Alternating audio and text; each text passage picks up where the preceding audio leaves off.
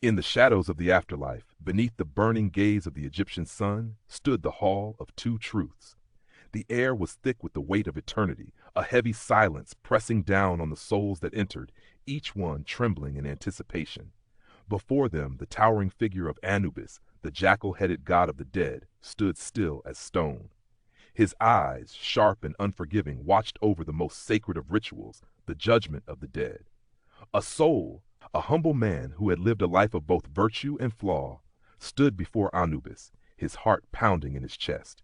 He had arrived at this moment, this precipice between eternal peace and unimaginable torment. His future was not determined by the deeds he had done in life, but by the weight of his heart. The moment of reckoning was upon him. In the center of the hall, the great scale stood, a massive, gleaming balance, ancient as the sands themselves. On one side rested the feather of Ma'at, the goddess of truth, symbolizing the purity of the soul. On the other, the heart of the deceased, a heavy, beating organ that carried the truth of his life. His sins, his deeds, his hidden thoughts, they would all be weighed now.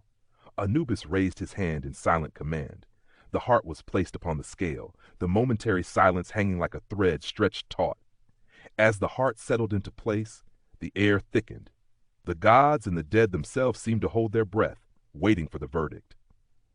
The heart, heavy with its secrets, teetered, as if uncertain before slowly, inexorably tipping.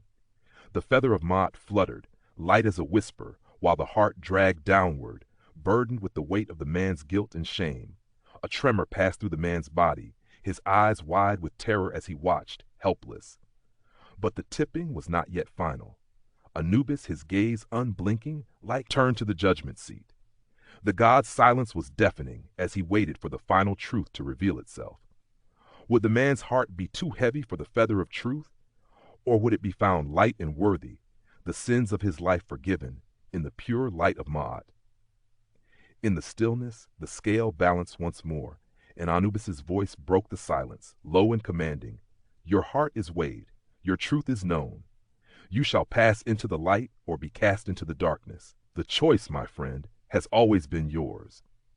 The weight of eternity hung in the air as the man's fate was sealed, not by the gods, but by the choices he had made in life.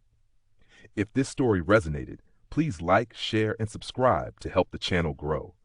Leave a comment below with your thoughts on the ancient judgment of the dead.